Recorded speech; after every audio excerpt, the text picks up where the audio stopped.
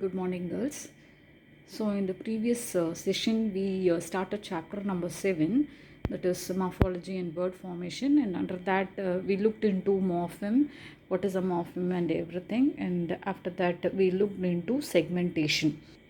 And under segmentation, we saw examples which could be segmented, and also certain examples which couldn't be segmented. Okay, and those words which cannot be segmented as usual were represented in this formula. Okay, so all these things were shared in the previous session. Okay, so this is like a mathematical formula that has been used instead of segmentation.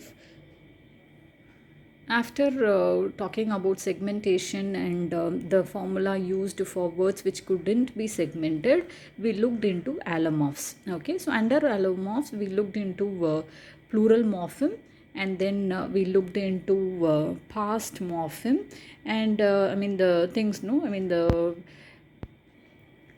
three allomorphs that come under plural morpheme are is, sir, and z, and the three allomorphs that comes for past tense morpheme is ter, der, and id.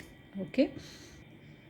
After studying about allomorph, we looked into what is called as free morphemes and what are called as bound morphemes. Okay, free morphemes are nothing but which can just occur on its own. Okay, which is not dependent, but bound morpheme is morphemes which are dependent on the free morphemes. Okay, and then we also talked about morphological analysis. Okay, so words like this could be just branched out into two, and at last what we get is a stem or a root. Okay, so with that we complete the morphological analysis of the word unknowingly. After that, in detail, we were talking about the derivational prefix, and then inflectional suffix and derivational suffix. Okay, and under prefixes, derivational prefixes, it has two types: class changing and class maintaining. And similar way, under derivational suffix, also you have class changing and class maintaining.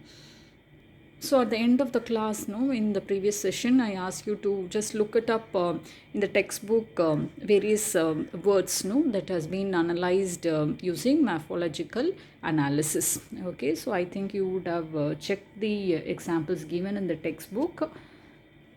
And in today's session, we are going to talk about word formation. Okay, this is again a repetition only. It is nothing new for you. Just we are refreshing what you already know. Okay, so under word formation, there are different types of forming words. Okay, so how words are formed. So that is what is we are going to check under this topic.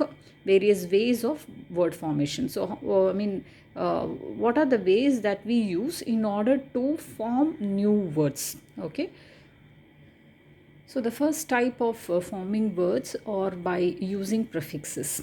Okay, you know what is called as prefix, and it is all given in the textbook. You have to go through all the list of prefix, no, and apart from that you have many other words also, but these are quite enough for you if you just go into and check all these words, no. So by adding the prefix im to possible, you get impossible. Okay, mortal plus im gives you immortal. In plus evital gives you inevitable. Okay, in plus sensitive gives you insensitive. So these are one type of forming words. Okay, and all these im, in, un, non, dis, ill, ir, di, mis, and pseudo, they are negative prefixes. So why they are called as negative prefix? Because it changes the word into its negative form. Okay, stable, unstable. Okay, so this is actually a new word, and it is also negative in meaning.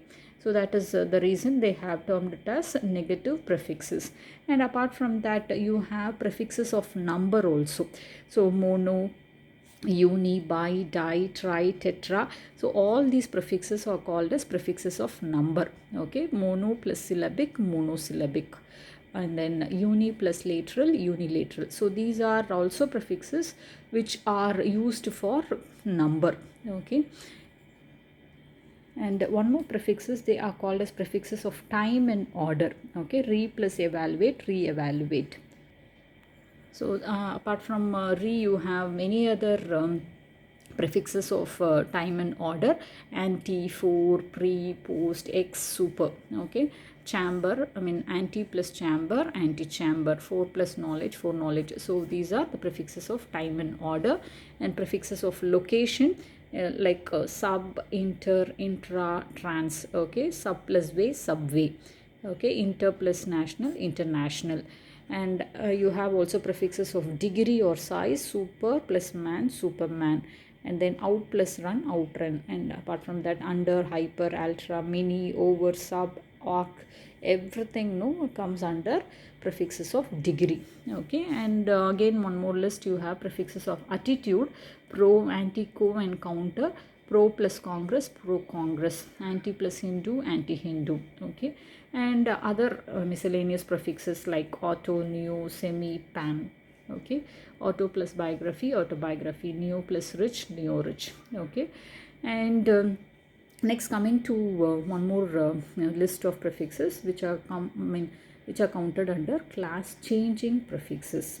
Okay, so b plus head, you get behead. Okay, so head is actually a noun, but after attaching the prefix b to head, you get a new word called as behead, which is a verb. Okay, so this is actually counted under class changing prefixes. In similar way, like a plus float, you get a new word afloat, and float is a verb, whereas afloat is an adjective. Okay, so these are 5 prefixes that come under class changing prefixes. So next we are going to see about the uses of suffixes. So by adding something to the end of the word, you can get new words. Like they have divided into class maintaining and class changing. Okay, so under class maintaining suffixes, you have examples like ship, hood, it, and then er, and ess. Okay, and for example, friend plus ship, you get friendship. Okay, it is actually the same class noun. Here also new word, also noun. Okay, so if you check the original word plus the new word, you have the same class only. There is no change in the class. So that's why it is called as class maintaining suffixes. And apart from that, you also have class changing suffixes. And class changing meaning that what class is changed into what. Okay, so in that way they have divided. So noun is changed into adjective sometimes, and adjectives are changed into noun, and nouns are changed into verbs, and verbs to nouns, and verbs to adverb, and adjectives to adverb. Okay, so first just one example we will see. After that you can just check from the textbook. So IAN. Okay, India is a noun. By adding IAN, it becomes Indian, which is an adjective. So it is actually changing the noun to that of adjective by adding IAN. And second one, here you have the word able. To that we are adding ity, it becomes ability. Able is an adjective, whereas ability is a noun. Okay, so adjective to noun. And noun to verb, fort, we are adding ify, and it becomes fortify. Fort is a noun and fortify is a verb. Okay, and verbs to noun, drive, we are adding er, becomes driver. Drive is a verb, driver is a noun. And verb to adverb, sleep, which is a verb. By adding ILY, we get new word sleepily, which is an adverb. Okay, and we have the word nice. We are adding ly, and it becomes nicely. Nice is an adjective, nicely is an adverb. Okay, so far we have talked about prefix and suffix, and this is one term called as conversion. So what do you mean by conversion is, here we are having words which can be used as nouns, verbs, or adverbs, or adjectives without any change in the form of the word. Okay, so far we have added something to the front or back of the word, and then we get a new word, and either it is class changing or class maintaining. But here in this set of called as conversions, we don't add anything. The word remains the same, but still you can see the conversion.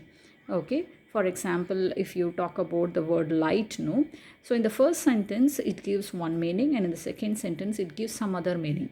Switch on the light. Okay, so here light is actually acting as a noun. Light the lamp. Okay, so it is here acting as a verb. I think you can understand what is actually conversion now. Okay, so the word remains the same. We don't add anything to the word, but still it is converted into something else. Okay, so for example, round also. The earth is round. Okay, so here it is a adjective.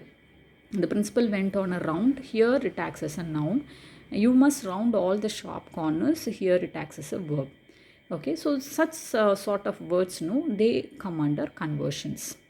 Okay, and the next one to talk about, no, I mean, apart from showing up examples of that sort, you also have many other examples. Please give me two coffees. So why they are telling two coffees? Because here it acts as an countable noun. Okay, two coffee meaning the two cups of coffee. Okay, so these are quite a different sort of example.